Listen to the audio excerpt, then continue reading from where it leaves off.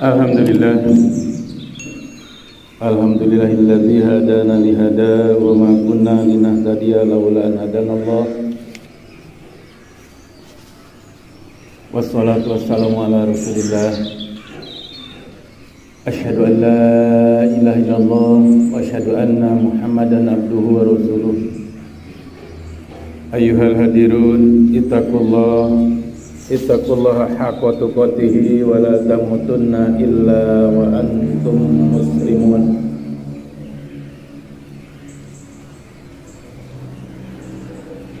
Allahumma shalli ala Muhammad wa ala ali sayyidina Muhammad kama shallaita ala sayyidina Ibrahim wa ala ali sayyidina Ibrahim wa barik ala sayyidina Muhammad wa ala ali sayyidina Muhammad kama barakta ala sayyidina Ibrahim wa ala ali sayyidina Ibrahim fil alamin innaka Hamidum Majid. Wa qala Allah ta'ala fil Qur'anil Karim, a'udzu billahi minasyaitonir rajim. Ya ayyuhalladzina amanu taqullaha wal tanzur nafsum ma qaddamat lighad wattaqullaha innallaha khabirum bima ta'malun. Puji dan syukur mari kita panjatkan pada Allah yang Maha Ghafur. Alhamdulillah, Allah masih berikan kesempatan pada kita semua menginjak pada tahun baru 1444 Hijriah. Satu minggu kita jalani, artinya umur kita bertambah 1 tahun 1 minggu. Dengan kata lain, minggu pertama di bulan atau di tahun 1444 Hijriah kita jalani. Sekaligus umur yang diberikan oleh Allah pun berkurang. Mari kita menatap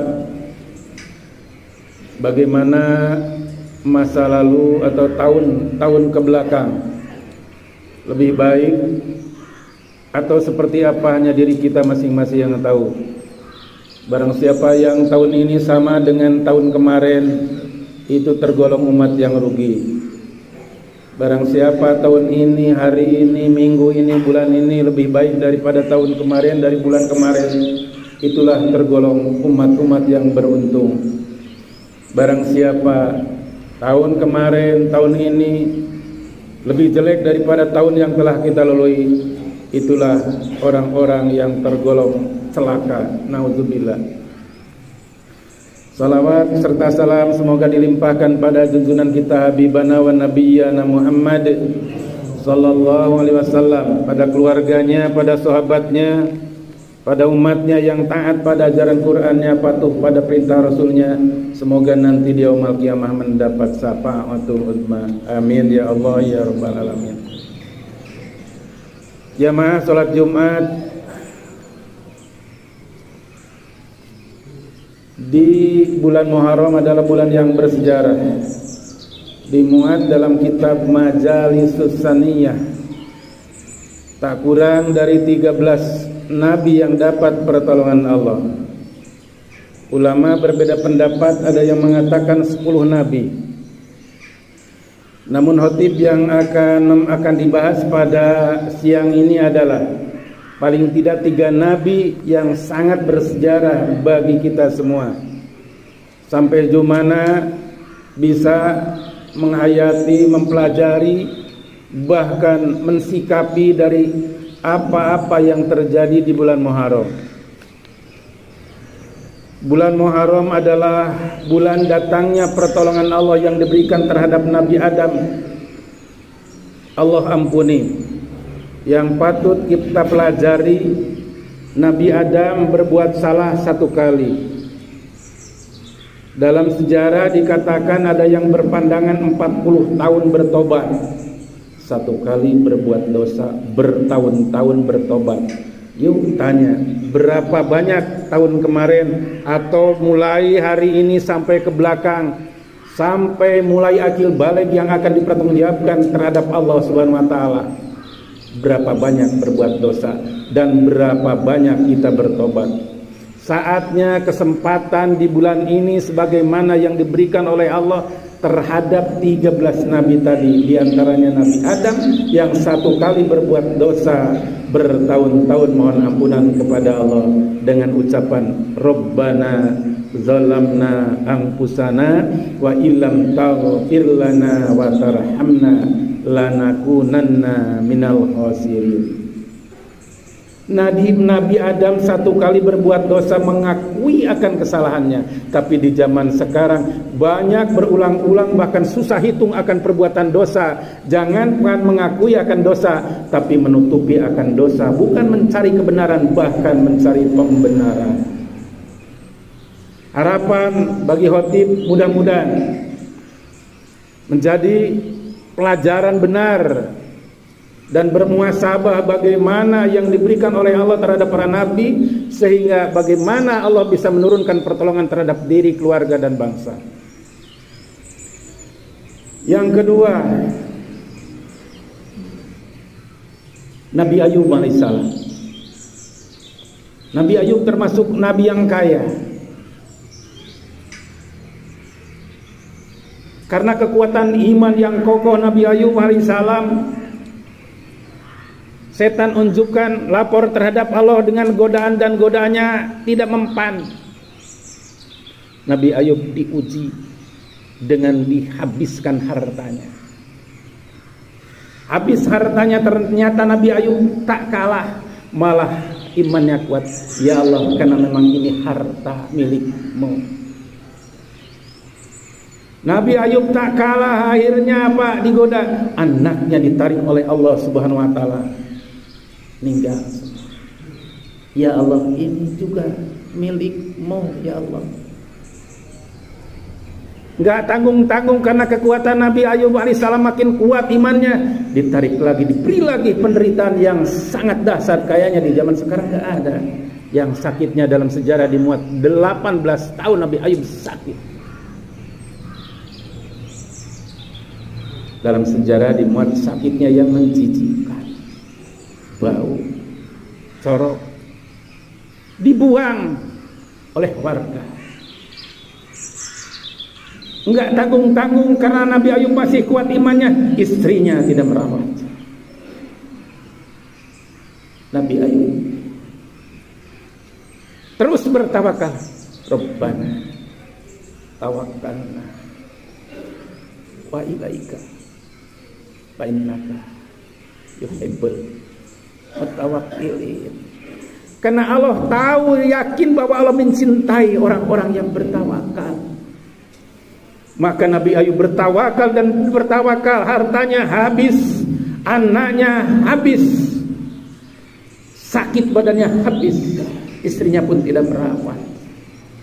Nabi Ayub memohon kepada Allah, mencegah seorang, Gusti, andai kata tidak keberatan ya Allah, sisakan lidahku supaya aku bisa berzikir padamu untuk selalu basah dengan asma-asmamu.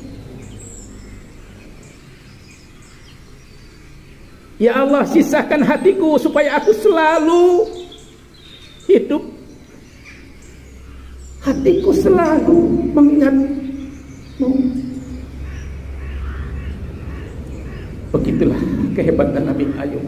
Sakit yang cukup parah, akhirnya Allah turunkan inni masanya durru wa anta arhamur rahimin. Jadi doa Nabi Ayub alaihissalam, dan akhirnya Allah angkat penyakitnya di bulan Muharram.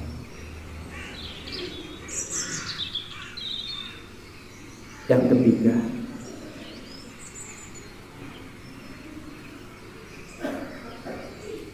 Nabi Muhammad alaihissalam.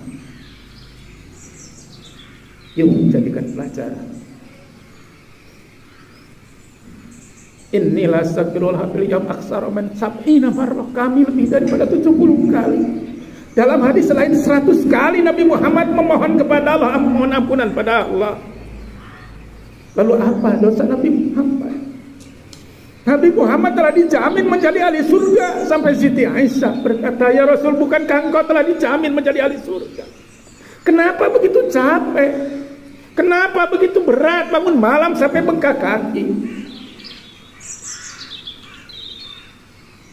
Tanya diri, sudahkah diri dimaksum oleh Allah, mendapat ampunan dari Allah, telah dijamin menjadi ahli surga? Yang ada yang jamin. Lalu tanya, berapa banyak dosa dari tahun kemarin 1443 Hijriah sampai Jumat pertama? Berapa banyak dosa mulai akil balik sampai saat ini? Hanya diri kita masing-masing.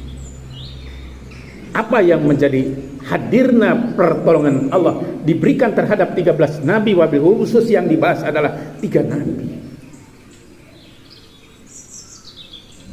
Yang pertama, Nabi Adam mengakui akan dosanya.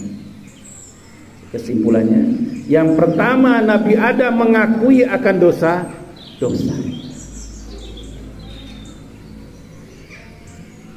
Jadi apabila diri merasa punya dosa, terus tak mengakui bahkan menutupi akan dosa-dosanya, kapan akan datang pertolongan Allah seperti yang diberikan terhadap para nabi? Yang kedua, kenapa Allah berikan pertolongan terhadap Nabi Ayub alaihissalam? Karena beliau adalah tawakal.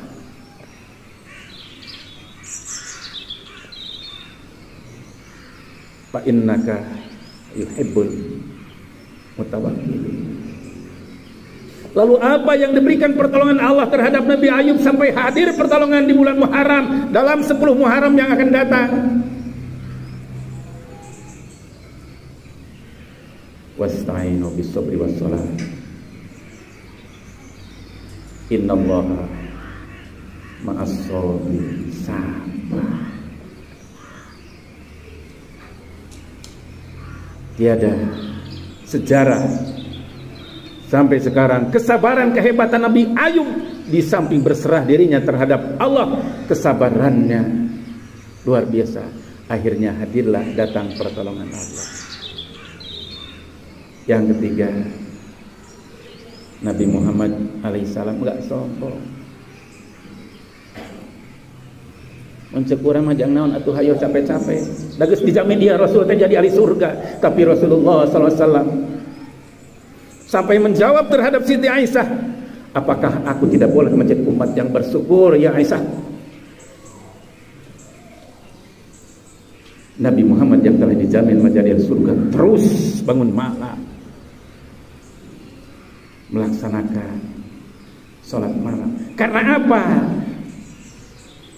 Ingin diangkat derajatnya oleh Allah pada derajat yang mulia di dunia sekaligus di akhirat. Maqamam mahmuda. Jadi kalau diri kesimpulannya mau diangkat oleh Allah, kalau keluarga mau diangkat oleh Allah, kalau bangsa mau diangkat oleh Allah, disadari atau tidak bahwa keluarga bangsa kita sedang dalam keadaan terpuruk, hanya butuh pertolongan Allah. Tak harus saling menyalahkan. Mulai dari nol besar. Yuk, mulai dari diri. Perbaiki diri. Perbaiki diri. Kalau ingin datang pertolongan Allah, yang pertama, apa yang dilakukan Nabi Adam? Memperbanyak istighfar. Malazimal istighfar, ja'alallahu min kulli hammin farajan wa min kulli dhiqin mahrajan wa razaqahu min haitsu la yahtasib. Barang siapa yang membiasakan memperbanyak istighfar, kami akan selesaikan kesulitan dan kesempitannya. Wa razaqahu min haitsu la yahtasib, dan kami akan berikan rezeki yang tidak disangka-sangka. Yang kedua, apa yang harus diamalkan? Dari buah tawakal tadi, apa? Tidak ada doa yang terindah. Dari 99 asma Allah, walillahi asmaul husna fad'u biha. Ya wakil, ya wakil, ya wakil, ya wakil. Oh, banyak ustaz yang membacakan ya Rozak, khawatir tidak ikhlas. Karena banyak orang yang bermasalah datang ke pondok. Pak Ustaz, saya dililit hutang, suruh ngamalkan ya Razak oleh Ustaz, oleh Kiai. Udah bertahun-tahun rizki tidak datang-datang, hutang tidak lunas-lunas. Membuktikan itu ya Razak yang mengharap rizki. Padahal Allah berharap apa? Yang terjadi tadi adalah semua tawakal, ikhlas sama. Pak Ustaz, bukankah ada dalam Asmaul Husna ada ya Ghaniyu, ya Mughni, Allah yang kaya, Allah yang mengayakan, tapi saya tidak kaya-kaya, akhirnya miskin dan miskin terus. Maka patut dipertanyakan, karena ketika berdoa ingin dikayakan oleh Allah Subhanahu wa taala, kalaupun tidak salah. Tapi yang terjadi terhadap para nabi adalah buah daripada ketawakalan dan keikhlasan. Maka khatib mengambil kesimpulan dan menjadi amalan pribadi dan di pondok di sana adalah ya Wakil, ya Wakil, ya Wakil. Tidak bisa dibayangkan ketika Allah telah memelihara dengan amalan ya Wakil, dunianya dipelihara oleh Allah Subhanahu wa taala, tidak akan susah. Kehidupan akan dipelihara oleh Allah Subhanahu wa taala. Harapan tiada lain melalui amalan ya Wakil, di dunia dalam pemeliharaan Allah, di alam kubur dalam pemeliharaan Allah, di akhirat dalam pemeliharaan Allah. Mudah-mudahan khusus bagi khotib melalui tahun baru ini meningkatkan keimanan, ketakwaan, amal-amal penuh dengan keikhlasan, permasalahan hadapi dengan ketawakalan dan kesabaran, sehingga yakin pasti kalau sudah berserah diri Allah akan tolong. Barakallahu li wa lakum bil Qur'anil Karim wa nafa'ani wa iyyakum bima fihi minal ayati wa dzikril hakim wa taqabbala minni wa minkum tilawatahu innahu wal ghafurur rahim. Allahumma shalli ala sayyidina wa habibina wa syafi'ina wa karimina wa